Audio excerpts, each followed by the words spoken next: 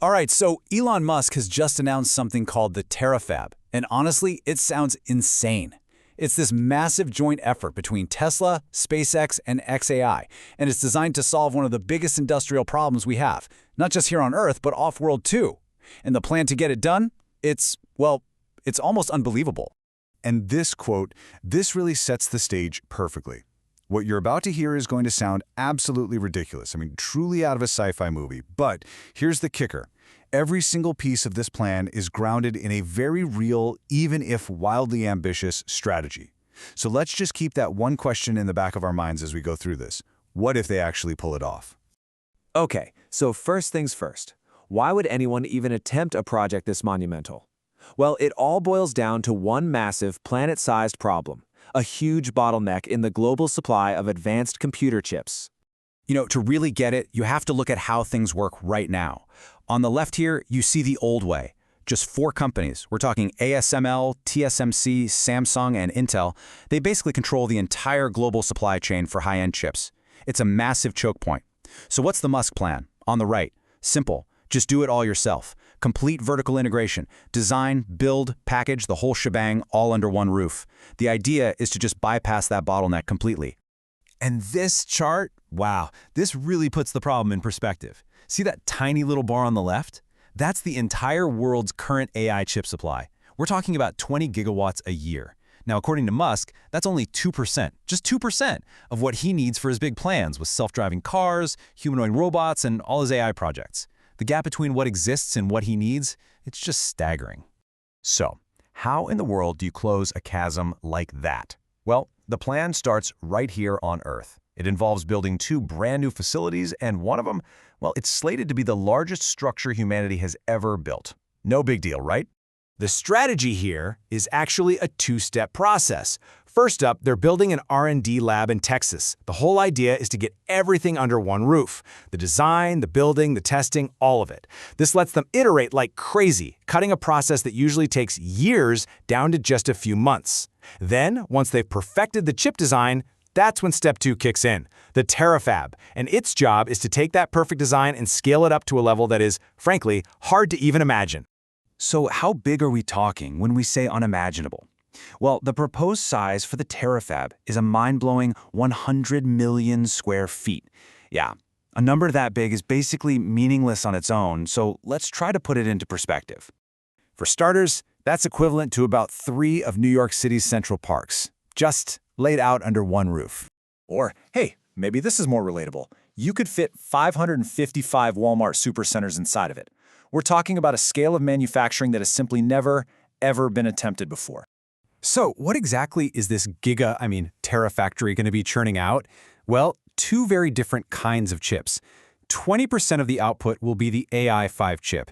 That's for stuff here on Earth. Think Optimus robots, self-driving cars, that kind of thing. But, and this is the really critical detail, the other 80%. That's going to be the Dojo 3 chip. It's a totally new design, built to be radiation-hardened and to run way hotter because it's designed specifically for one place, space.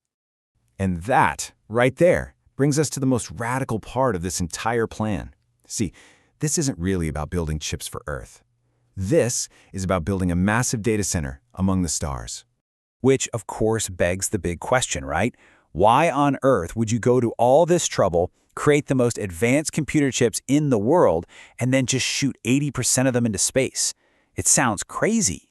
Well, it turns out the answer lies in the unique advantages you get from being in orbit. For one, you can get up to 5 times more solar energy up there than you can down here.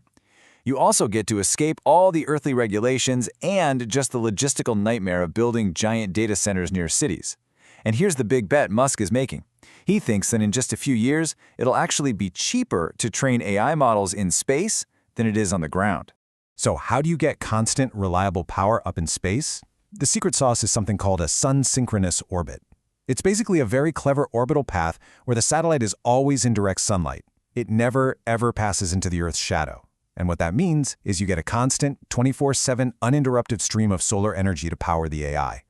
And the AI satellites themselves, these things are just incredible feats of engineering. I mean, they're going to be enormous, about 50% larger than a full Starship rocket stack. But here's the craziest part. Over 90% of their surface area isn't for solar panels. It's for radiators. See, in the vacuum of space, you can't just use fans to cool things down. So to get rid of all the intense heat coming off those powerful Dojo 3 chips, you need an absolutely massive surface area to just radiate it away. But believe it or not, the vision doesn't just stop in Earth's orbit. That's just a stepping stone. The real endgame here is even more ambitious. We're talking about pushing this whole roadmap all the way to the moon. Yeah, the ultimate goal is to build another chip factory, but this time on the surface of the moon. And it would be operated entirely by a workforce of Optimus robots. And from there, to get the satellites into deep space, they wouldn't even use rockets. Instead, they'd use a gigantic electromagnetic catapult, something called a mass driver. Now, I know mass driver sounds like something straight out of a sci-fi novel, but the physics behind it is actually really solid. NASA was already looking into this stuff back in the 70s, and more recently, the US Navy has built working railgun prototypes that use the exact same principles. The plan is to put one on the moon because the lower gravity there makes it way more efficient for launching things than a traditional rocket. All right, I'm sure we're all thinking the same thing at this point. This sounds impossibly, ridiculously expensive. So how do you pay for it all? Well, the answer to that question is what takes this whole plan from the realm of impossible to, maybe, inevitable. So, the estimated price tag just to build the Terafab on Earth is about $25 billion. And yeah, that is a huge amount of money. But then, look at this next number.